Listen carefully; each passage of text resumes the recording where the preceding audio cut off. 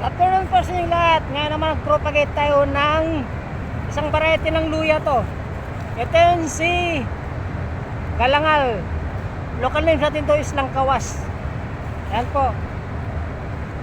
Propagate natin siya para dumami. Dahil nasa isang lugar lang kasi siya, nagumpukan lang sila, kaya kailangan itong padamihin. Ayan po. Ayan. Ang style natin dito, hiwalay natin, propagate. Tapos putulin natin to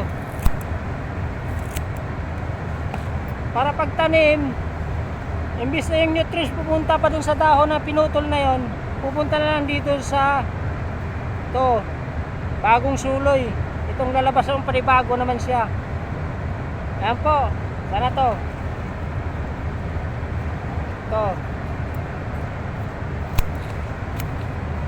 panibago naman tayong pagtanim nitong galangal na to, itong kawas or galangal.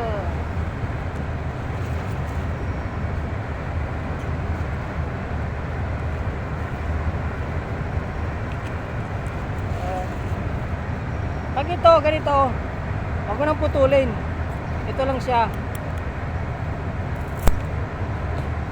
Okay, tatlo na. Hanap tayo, padamihin natin siya. Yan.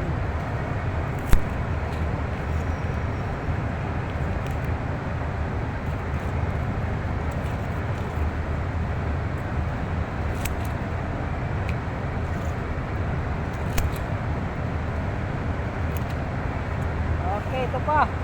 Yan o.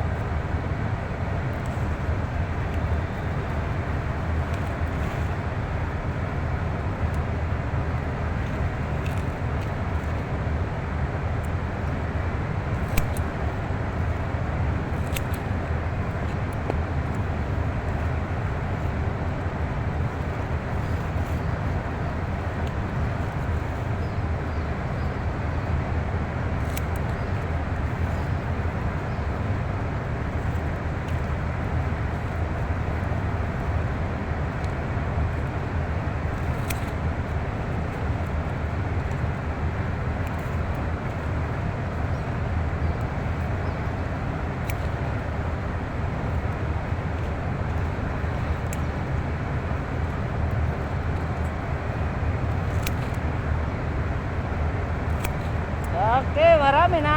Ito naman tatanim natin panibago. Marami na. Thank you po, salamat.